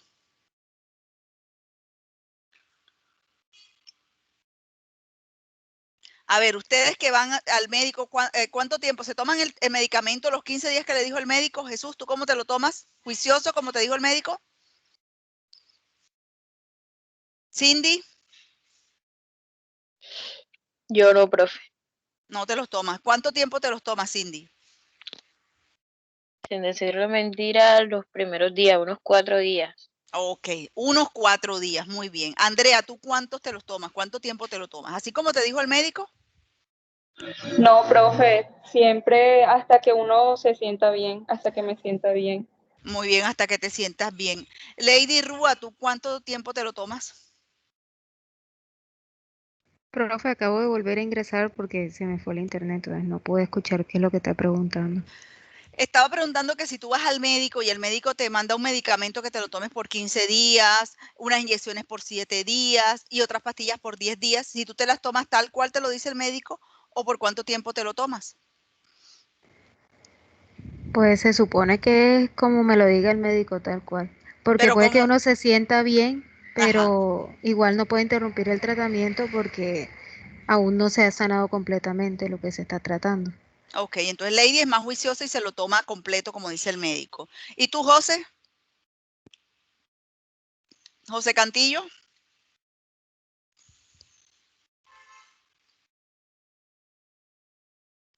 Doctora, ahorita estaba activando el micrófono, pero no se me activaba. Bueno, en mi caso, yo, por lo general, eso es lo que pasa. Me acuerdo mucho de ese ejemplo cuando usted me dio clase, que siempre por lo general el paciente se toma el medicamento o aún así asiste a la terapia hasta que ya se sienta bien. Entonces es como que lo normal que uno observa y en nuestra familia y obviamente cuando estamos asistiendo a un paciente. Ok, listo, es lo más común, ¿verdad? Jesús Carriazo, cuéntame tú, ¿te lo tomas tal cual te dice el médico o te lo tomas hasta que te sientas mejor?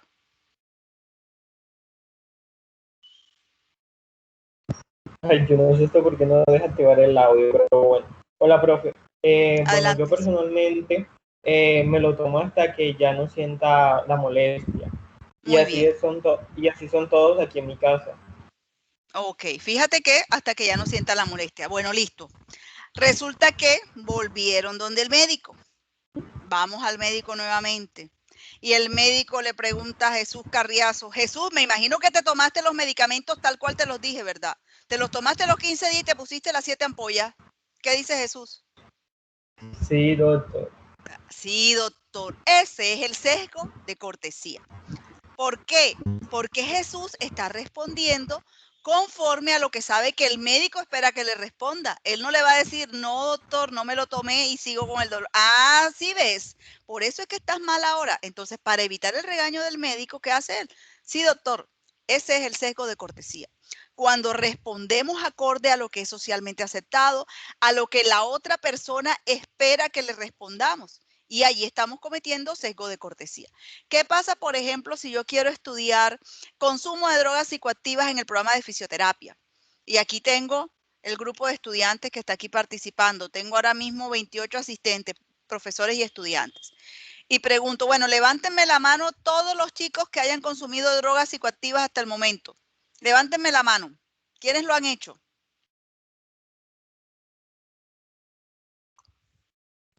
Ah, qué bien, ninguno lo ha hecho. Muy bien. Entonces, fíjense que ninguno levantó la manito. Es posible que ninguno lo haya hecho, pero también es posible que no levanten la manito. ¿Por qué? Porque no quieren ser expuestos públicamente, no quieren ser señalados o porque saben que lo socialmente aceptado es que no hayan consumido. ¿Qué pasa si yo, por ejemplo, quisiera estudiar el consumo de drogas psicoactivas en el grupo de estudiantes? ¿De qué manera lo hago? Aquí hay alguien que tiene la manito levantada, Suri. Sí, profe. ¿De qué manera lo hago? Si yo quisiera, por ejemplo, decir o indagar acerca del consumo de drogas psicoactivas, ¿cómo creen ustedes que sería la mejor forma para evitar el sesgo de cortesía? De forma anónima. De forma Personal. anónima. Personal. Bueno, es posible que si lo hago personal, de pronto yo llamo a los estudiantes y de pronto el estudiante también le da pena y no me diga, pero si lo hago de forma anónima, de pronto es más fácil que el estudiante lo diga Y ya, simplemente lo que nos interesa es saber la magnitud del problema, que tanto realmente es un problema importante para nosotros poderlo atacar, para nosotros poder desarrollar diferentes estrategias, actividades deportivas, actividades lúdicas, charlas con psicología, entrenamiento grupal, diferentes estrategias que nos permitan minimizar el impacto de esta situación en los estudiantes, pero hacerlo de tal forma que yo minimice el sesgo de cortesía. Como decían sus compañeras, utilizando de pronto una encuesta anónima. Sesgo de información. El sesgo de información hace referencia precisamente a cuando, por ejemplo, tomamos el dato, pero la letra es ilegible. O simplemente no tomamos el dato. Entonces ustedes que han tenido ya, algunos han tenido ya experiencia investigativa porque ya están avanzados, hay otros que apenas están iniciando. Pero ¿qué pasa, por ejemplo, si ustedes están midiendo, tomando el dato, por ejemplo, de una historia clínica y no está el dato en blanco? Eso me va a llevar a un sesgo de información. ¿Qué pasa, por ejemplo, cuando la letra no se entiende? Sesgo de información. ¿Qué pasa, por ejemplo, cuando yo utilizo un equipo que no está calibrado? El dato está errado. Sesgo de información. Entonces, fíjense que hay diferentes formas de tener sesgo de información. La idea de conocer los sesgos es precisamente poder tomar todas las estrategias para minimizar el impacto que estos sesgos van a tener en nuestro proyecto. Entonces, siempre debemos digitar de manera clara la información completa, revisar que los equipos se encuentren debidamente calibrados, que el dato que estemos obteniendo sea el dato exacto. Y por último, el sesgo de memoria. El sesgo de memoria hace referencia a esa capacidad que de pronto las personas tienen de poder recordar más un evento que otras personas. ¿Cuándo recordamos más un evento? Cuando ese evento nos generó algún impacto sobre nuestras vidas. Es posible, por ejemplo, que yo les pregunte ahora, ¿cuántos de ustedes cuando eran niños estuvieron expuestos de pronto a algún tipo de plaguicida o algún tipo de, o dormían con raid en la noche? Posiblemente ni se acuerden, se les olvidó, no saben y dicen que no estuvieron expuestos. Pero si alguno de ustedes tiene alguna condición, de pronto algún hermanito o algo que se vio alterado por estar expuesto a algún tipo de plaguicida, lo van a recordar. Siempre lo van a recordar. Entonces, las personas tienden a recordar esos momentos que generaron algún tipo de evento o que impactaron su vida y esa situación nunca se va a olvidar. Mientras que aquellos que de pronto estuvieron expuestos, pero que no generó ningún impacto, no les causó ningún daño mayor, lo van a tender a olvidar. Ese es el sesgo de memoria. Con relación al tipo de muestreo, pues tenemos diferentes formas de realizar el muestreo por conveniencia, el muestreo probabilístico, que es el más recomendado, sea aleatorio simple, sea estratificado, sea por conglomerados, pero ese no es el objetivo de este curso en este momento. Instrumentos. Vamos a utilizar instrumentos que son de fácil aplicación y codificación, que pueden ser cuestionarios, encuestas, muestras biológicas, mediciones antropométricas, y que siempre es importante cuando estamos haciendo un estudio de corte transversal poder realizar una prueba piloto. ¿Para qué hacer la prueba piloto? Para garantizar confiabilidad, garantizar la validez del instrumento, pero además determinar el tiempo de aplicación. Es decir, yo puedo determinar que yo me demoro aplicando este instrumento 2 horas, porque tengo que evaluar, tengo que hacer diferentes mediciones y me demoro 2 horas. Si yo me demoro 2 horas, significa que en un día, ¿cuántos pacientes voy a evaluar? 4, ¿verdad? 2 en la mañana y 2 en la tarde. Y si yo evalúo 4 pacientes diarios en la semana, apenas voy a alcanzar 20 pacientes. Y si yo necesito evaluar 100 pacientes, me voy a demorar 5 semanas. Entonces, a mí la prueba piloto me va a permitir organizar mi cronograma porque yo voy a poder determinar el tiempo que me demoro, poder organizar si necesito más personas que las que tengo para poder terminar en un tiempo menor. Corregir errores. Es posible que yo hice el instrumento, pero que las preguntas solamente las entiendo yo, que cuando lo aplico las personas no me entienden. Entonces yo, antes de poder tirar todas las encuestas con las 800 que necesito, lo aplico en una población pequeña de 20, 30 personas para mirar si hay errores y esos errores poderlos corregir de manera oportuna. Determinar el procedimiento de aplicación, que es más fácil que aplique al inicio o con qué prueba inicio, con qué prueba termino, de acuerdo a cómo el nivel de exigencia que tenga cada una de las pruebas que vaya a aplicar. ¿Qué factores me van a afectar la confiabilidad y la validez del instrumento? improvisación. Entonces, esto es importante que lo tengan en cuenta, chicos, porque muchos de ustedes van a hacer trabajo de campo o están haciendo trabajo de campo. ¿Qué pasa con la improvisación? Si no conocemos el instrumento y llegamos allá el día que vamos a tomar los datos, es posible que, ande, y ahora yo cómo evalúo, aquí dice que evaluar el tono muscular, pero ¿cómo lo voy a evaluar? ¿Dónde lo voy a evaluar? Eso es improvisar.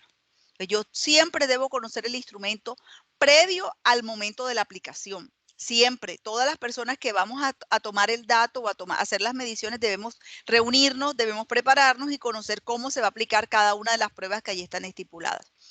Instrumentos no validados en nuestro contexto. Muchas veces utilizamos instrumentos que son elaborados en Europa, elaborados en Norteamérica, y entonces cuando los aplicamos aquí, todas las personas me salen que están enfermas o todas están con todo alterado. No es que tengan alteración, sino que el instrumento que utilicé no fue diseñado para personas con características como las nuestras. Es muy diferente un europeo o un norteamericano a las características antropométricas que tenemos nosotros los latinos. Por tanto, siempre los instrumentos que vaya a utilizar deben ser instrumentos que hayan sido validados en nuestro contexto. Instrumento inadecuado para la población objeto de estudio. De pronto estoy trabajando o estoy tratando de recolectar la información en niños o en ancianos y me tengo que dirigir a ellos con las palabras o con los términos que ellos logren entender. Si estoy utilizando, si voy a recolectar la información en niños, puedo utilizar dibujitos, puedo utilizar algo que sea que los niños entiendan. Si es adulto mayor, voy a utilizar la terminología que ellos entiendan. Si es personas que no han ido nunca a un colegio, utilizar los términos que entiendan. Entonces, el instrumento debe ser adecuado a la población a la cual va dirigido. El sesgo de información, cuando nos falta el dato, cuando hay espacios en blanco, cuando no se entiende la letra, también me va a afectar la confiabilidad y la validez. Condiciones ambientales. Es posible que si hace mucho frío o que si hace mucho calor, se me afecten los resultados. ¿Por qué? Porque la persona no está respondiendo conforme debe ser, pero por las condiciones ambientales. Y la falta de estandarización. ¿Qué significa eso? Que todos los que vamos a medir lo hacemos de la misma forma. No es que a mí se me ocurrió medir el tono muscular en posición supina y al otro se le ocurrió sentado. No. Si vamos a evaluar el tono, lo vamos a evaluar todos en esta misma posición. Todos lo vamos a hacer en posición supina. Vamos a medir la presión arterial, todos en posición sedente sobre el brazo izquierdo. O sea, allí nos ponemos de acuerdo. Eso es estandarizar. Todos tomamos o recolectamos la información de la misma forma.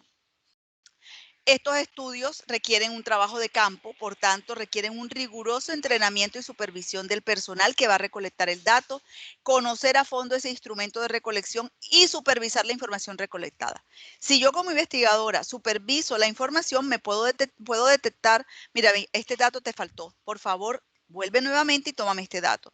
Esto quedó en blanco, esto no se entiende, corrígeme, te puedo ir corrigiendo en la medida en que voy detectando errores que se van presentando al momento de recolectar la información. Y las consideraciones éticas que las debemos tener presentes en todo tipo de investigación. El paciente debe estar enterado, debe firmar el consentimiento informado, apegados a la resolución 8430 del 93. Ya ustedes deberán revisarla, poder elaborar el documento de consentimiento informado, elaborar la carta de consentimiento informado, conforme lo exige la resolución, evitar el uso de datos para fines diferentes a los del estudio. Solamente los datos son para este estudio. Si yo voy a utilizarlos en otro estudio, debo pedir nuevamente autorización. Garantizar la seguridad, la confiabilidad y en lo posible el anonimato de quien suministra la información. Ojo con esto, yo no puedo estar divulgando el dato ni el nombre de la persona ni esa información porque eso es confidencial. Bueno, ¿hasta allí hay alguna pregunta? ¿Jóvenes?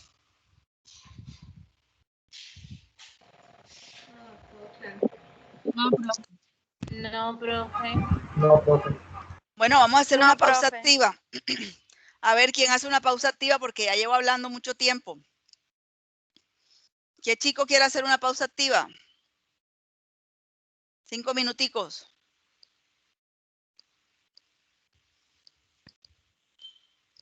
Hola, oiga, no sean tan, no se queden allí como en silencio. ¿Quién lo hace?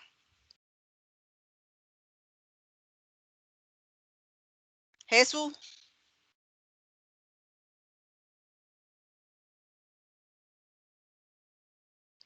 Alejandra, Ana María, ¿quién lo hace? Hay que prender cámara, profe. Pues sí, chicas. Vamos a prender las cámaras, un momentico. El que quiera ir de pronto a tomar un poquito de agua, ir al baño, puede hacerlo.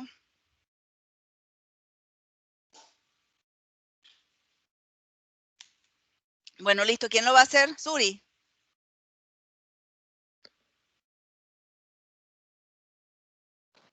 Profe, lo que pasa es que yo en este momento no estoy en mi casa. Estaba escuchando, estaba aquí en el webinar, pero no me encuentro en la casa. Entonces sí lo hubiera hecho, pero me voy a movilizar en el momento. Bueno, ¿quién lo quiere hacer, pues? Bueno, entonces seguimos. ¿No quieren hacer pausa? Avanzamos entonces. Bueno, vamos a iniciar entonces con los estudios de casos y controles. Los estudios de casos y controles son estudios entonces en los que se selecciona a la población con base en la presencia, que es el caso, o ausencia del evento de interés. Fíjense que aquí también vamos a tener dos grupos. Al igual que en los experimentales tenemos dos grupos. Pero aquí hay un grupo de personas que tienen la enfermedad que se llaman casos y un grupo de personas que no tienen la enfermedad que se llaman controles. Entonces, fíjense que hay diferencias. En los experimentales hay dos grupos. Ambos tienen la misma condición de enfermedad. A un grupo se le aplica el tratamiento que estoy probando y al otro el tratamiento, la mejor alternativa terapéutica que existe en el momento. Acá, casos y controles, tenemos dos grupos. Grupo caso que tiene la enfermedad y grupo control que no tiene la enfermedad. Útiles para estudiar problemas de salud poco frecuentes. Entonces, en los transversales decíamos útiles para enfermedades de larga duración y para enfermedades frecuentes. Acá, casos y controles para enfermedades poco frecuentes. Exigen menos tiempo y resultan menos costosos que los estudios de cohorte, y ahora vamos a mirar por qué. Cuando lleguemos a los estudios de cohorte, estos parten del efecto en busca de la posible causa, es decir, poder determinar por qué estos casos enfermaron mientras que estos controles no enfermaron. Miro a ver qué fue lo que le pasó a estos casos e indago en su pasado para saber por qué enfermaron y cuál fue la causa de que ellos llegaron a esta condición en la que se encuentran. No es necesario mucho tiempo para conocer la respuesta. ¿Por qué? Porque parto ya del efecto a buscar la posible causa y requieren un menor número de sujetos para el estudio. Como es utilizado para casos poco frecuentes, puedo utilizar los casos que conozca de esa enfermedad. Entonces, puedo utilizar esos casos e indagar con ellos para saber qué fue lo que pasó. ¿Cómo selecciono esos casos? Entonces, yo puedo seleccionar los casos teniendo en cuenta que sean casos incidentes. ¿Qué significa incidencia? ¿Quién me recuerda lo que es incidencia? Que son casos nuevos. Casos nuevos. Entonces, siempre que estoy hablando de incidencia, estoy hablando de casos nuevos. Y cuando estoy hablando de prevalencia, ¿de qué estoy hablando?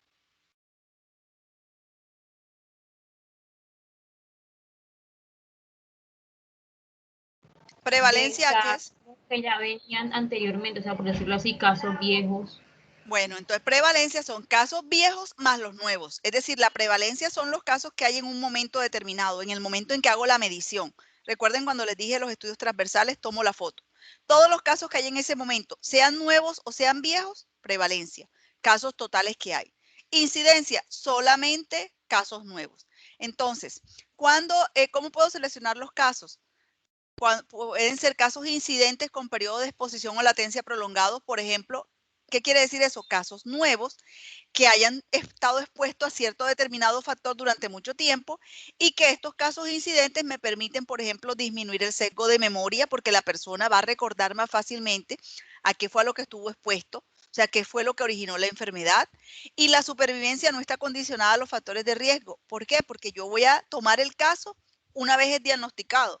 Por tanto, la persona puede fallecer a la semana, pero ya yo lo detecté porque lo detecté una vez, se diagnostica. Por tanto, no me va a afectar en sí los resultados cuando tomo casos incidentes. Casos prevalentes con periodos de exposición prolongados, utilizados cuando no tengo casos nuevos. Si no tengo casos nuevos, puedo utilizar casos prevalentes porque de pronto la enfermedad es una enfermedad rara y tiene una baja letalidad, es decir, las personas no se mueren de esa enfermedad. Puedo utilizar casos incidentes con periodos de exposición muy cortos, casos nuevos, pero que la exposición fue corta. Por ejemplo, el caso de las intoxicaciones. No sé si ustedes recuerdan el año pasado. No fue el año pasado.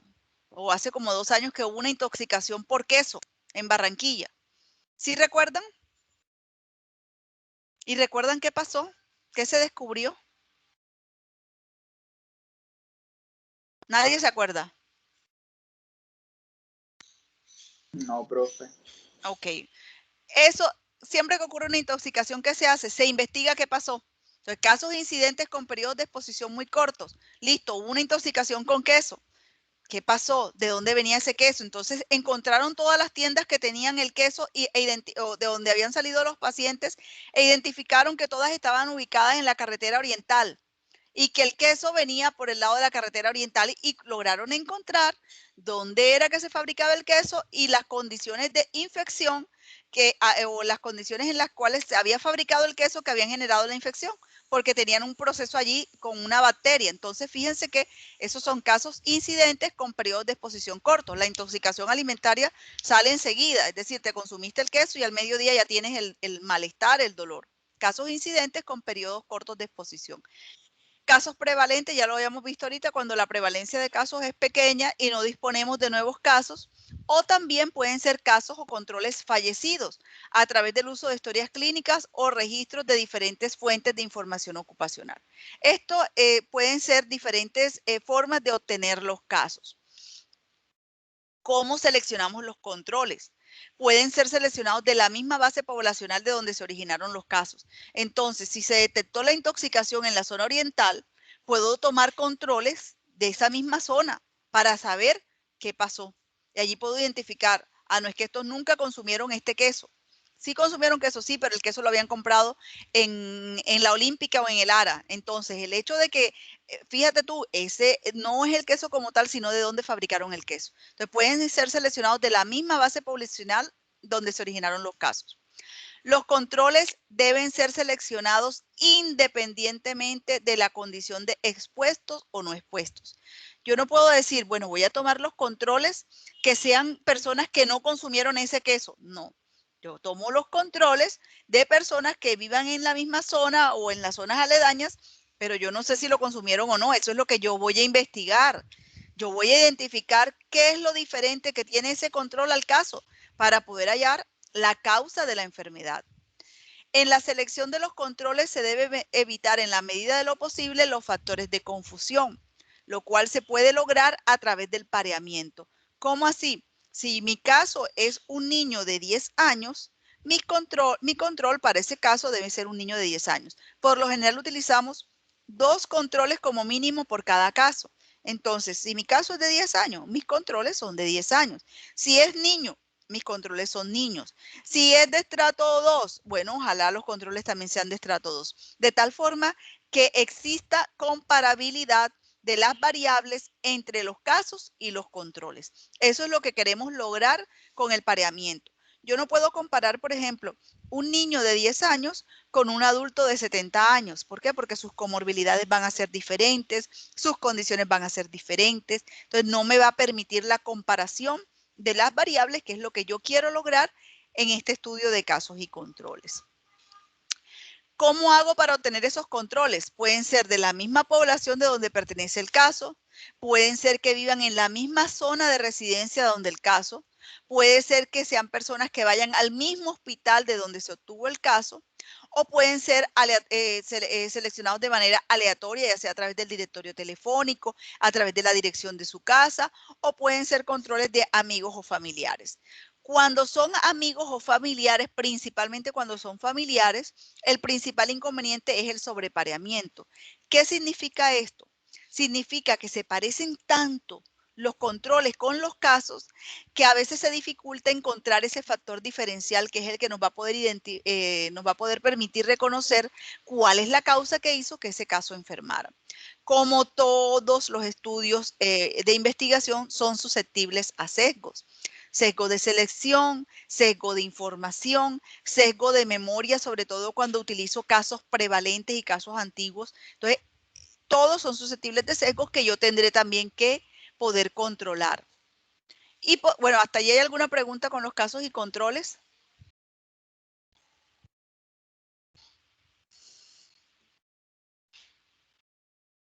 ¿No hay preguntas? No, doctora, todo No, claro. profesora. Bueno, por último tenemos los estudios de cohorte. Entonces, los sujetos de estudio aquí se van a elegir de acuerdo con la exposición de interés. Vamos a tener un grupo expuesto y un grupo no expuesto. Entonces, fíjense que aquí también tengo dos grupos. Aunque los nombres sean similares, las características son diferentes. Entonces, aquí tengo un grupo expuesto, pero expuesto a un factor de riesgo. Y tengo un grupo no expuesto a ese factor de riesgo. Aquí parto de población sana, es decir, las personas que tienen en común que están expuestos al factor de riesgo. Yo puedo escoger, por ejemplo, personas que estén expuestas a polvillo de carbón, grupo expuesto a polvillo de carbón, grupo no expuesto a polvillo de carbón. Personas que están expuestas a plomo, grupo de expuestos a plomo y no expuestos a plomo. Entonces yo lo que voy a tomar, o sea, mis grupos van a depender del factor de riesgo al que estén expuestos. Ellos no son personas que tengan alguna condición de enfermedad como tal o alguna condición específica de salud, no. Son individuos que tienen que su diferencia es estar expuesto o no a un factor de riesgo, pero aún no han desarrollado la enfermedad, no han desarrollado esa condición que estoy investigando. Entonces, seleccionamos a un grupo expuesto y a un grupo no expuesto y a ambos los seguimos en el tiempo. ¿Para qué? Para comparar la ocurrencia de algún evento de interés. Ahorita cuando ustedes decían lo del cigarrillo, decía Mario, profe, tomo los que fuman y los que no fuman. Entonces, lo que hago es mirar, listo, los que fuman y los que no fuman todavía no tienen cáncer. Ellos solamente tienen el factor de riesgo que es el cigarrillo. ¿Fuman o no fuman? ¿Y qué hago yo? Los sigo en el tiempo hasta que aparece el evento de interés. ¿Cuál es el evento de interés? En mi caso, el cáncer de pulmón. Pero resulta que en el tiempo también puedo encontrar, además de cáncer de pulmón, cáncer de garganta, cáncer de lengua. Entonces, fíjate que yo los voy siguiendo hasta que va apareciendo ese evento de interés que estamos estudiando. ¿Cuánto tiempo dura ese seguimiento? Dura hasta que se manifiesta el evento de estudio, es decir, ya estos desarrollaron cáncer, van saliendo del estudio. Los sujetos se murieron, claro, en el seguimiento es posible que las personas fallezcan, hasta ahí llegó el estudio con esas personas. Los sujetos se pierden. ¿Por qué se pierden? Porque se mudaron, cambiaron de trabajo, cambiaron de teléfono, se fueron de la ciudad y los perdimos. O porque simplemente el estudio termina, porque ya logró los objetivos o porque se acabaron los recursos. Entonces, fíjense que el seguimiento va a depender de estos factores. ¿Cómo se van a clasificar? Se van a clasificar de acuerdo a la temporalidad en prospectivos o retrospectivos. Los prospectivos son los que más se asimilan al ensayo clínico aleatorizado. ¿Por qué? Porque recuerden, cuando yo les dije, si yo pudiese hacer un experimento con los fumadores, ¿cómo lo haría? Yo le puedo decir a usted que se fume 20, 30, 40. No, pero yo hago un estudio de cohorte, ¿qué hago? Como si fuese similar a un ensayo clínico. Tomo el grupo de fumadores y el grupo de no fumadores, y en estos fumadores clasifico el que se fuma 10 paquetes, el que se fuma 20, el que se fuma un solo cigarrillo o el que se fuma 40, y hago esa tal cual como si fuera un experimento. Pero la única diferencia es que yo no soy la que les estoy diciendo que fumen. Ellos lo tomaron por decisión propia y hago el seguimiento hasta que aparece el evento de interés, hasta que ocurre el evento. Esto es un estudio de verdad, es el de los estudios no experimentales, el de mayor nivel o el de mayor evidencia científica es el estudio de cohorte. Es el que más se asemeja a un estudio experimental. O pueden ser retrospectivos o históricos, los cuales reconstruyen la experiencia de la cohorte en el tiempo, dependiendo de la disponibilidad de registros para establecer la exposición y el resultado. Puedo utilizar historias médicas ocupacionales, puedo utilizar historias clínicas. Por ejemplo, en una empresa, tengo tantos trabajadores que fallecieron por una determinada enfermedad que apareció. Bueno, tomo esas historias clínicas y voy mirando qué pasó, qué tenían en común y reconstruyo la cohorte. Obviamente los más frecuentes son los prospectivos. Ahora, de acuerdo a la población, se van a clasificar en cohortes fijas o cerradas. ¿Qué significa eso? Significa que no considera la inclusión de la población en un tiempo después del fijado para el reclutamiento. Yo voy a iniciar un estudio de cohorte y determino que el periodo de reclutamiento será entre el mes de mayo, junio y julio para iniciar en agosto. ¿Qué significa? Que en estos 3 meses recluto todo el personal que va a formar parte de mi estudio, hago las mediciones iniciales, todo y ya. Una vez inicia el estudio en agosto, nadie más entra. Fíjense que aquí tengo los dos grupos, un grupo expuesto, un grupo no expuesto, y la población pues va saliendo de cada grupo, pero no entra nadie. Nadie entra, simplemente salieron porque ya les dio la enfermedad, salieron porque se murieron, porque se mudaron, o por cualquiera de las razones antes vistas. Entonces, de aquí sale población, pero no me entra nadie. Desde que inicia el estudio hasta que finaliza, que es el tiempo en que yo hago el seguimiento. Pero también pueden ser cohortes dinámicas o abiertas. En estas cohortes dinámicas o abiertas no vamos a tener un periodo como tal de reclutamiento, sino que en todo momento puede estar entrando y saliendo personal del estudio.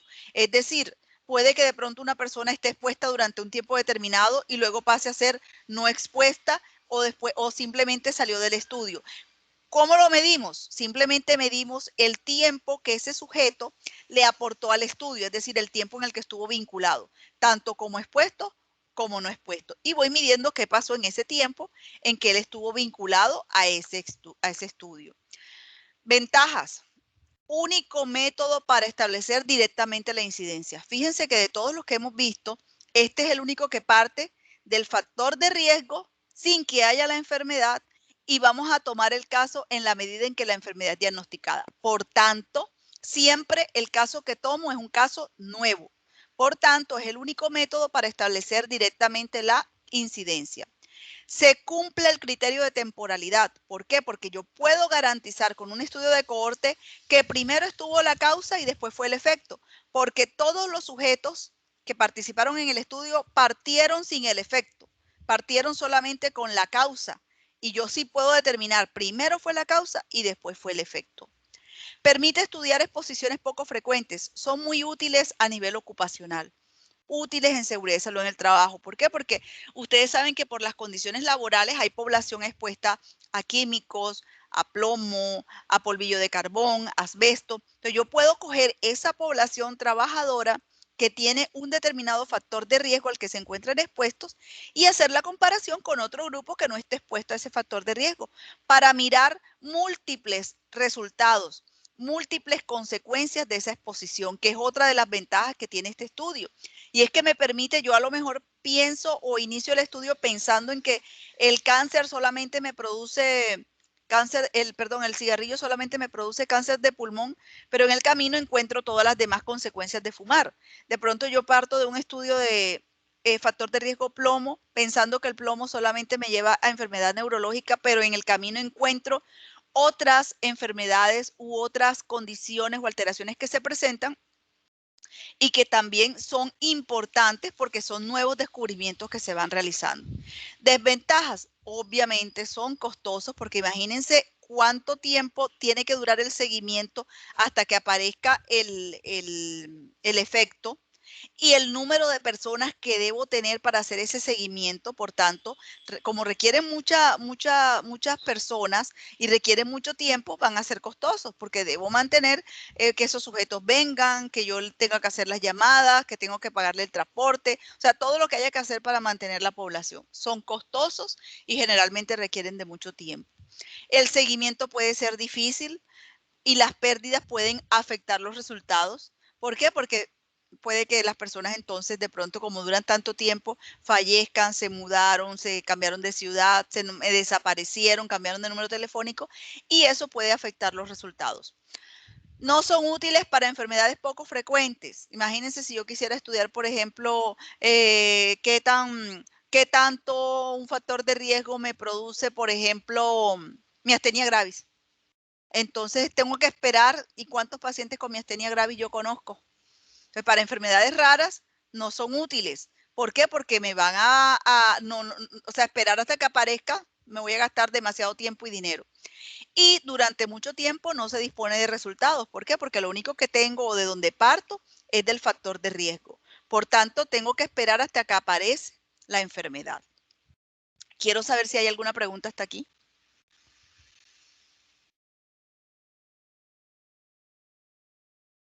Todo claro, doctora. Hasta el momento no.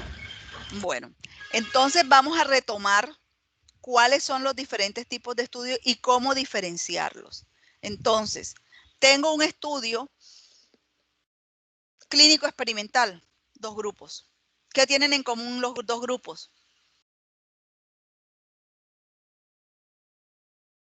¿Quién dice que tienen en común los 2 grupos del clínico experimental?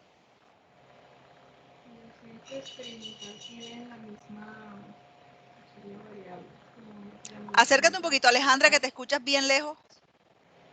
Que ambos grupos tendrían la misma, por ejemplo, la misma enfermedad. Muy bien.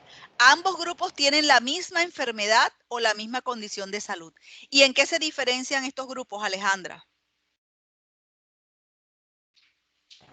Se diferencia en la terapia que se les quiere aplicar. Por ejemplo, a una se le aplica, habíamos dicho, a una ultrasonido, por ejemplo, y a la otra solo entonces estiramientos.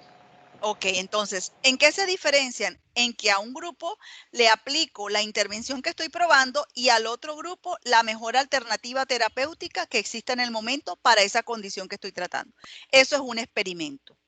Tengo un estudio de casos y controles, un grupo que se llama caso y un grupo que se llama control. ¿Qué tiene el caso y qué tiene el control? ¿Quién me puede decir?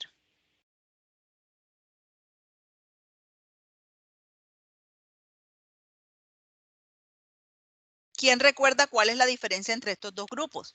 Casos y controles.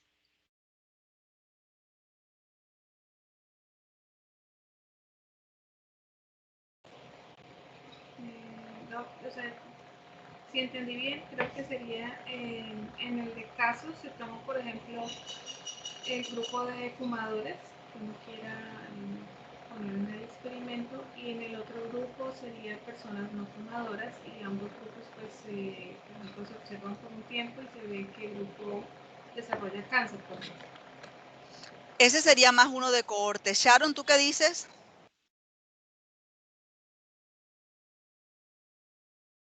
Sharon Fontalvo, que había levantado la mano. ¿Cuál será la diferencia entre el grupo de casos y los controles?